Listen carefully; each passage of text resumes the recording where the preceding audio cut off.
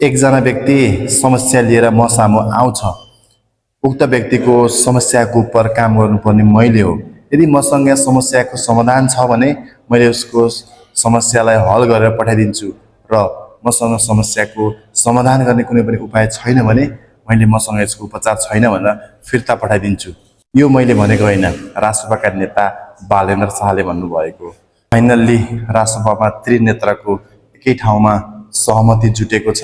यो सहमति मात्रै नभएर देश र जनताले चाहेको तीनैजनाको फोटो तपाईले आज एउटै फ्रेममा देख्नु भएको छ।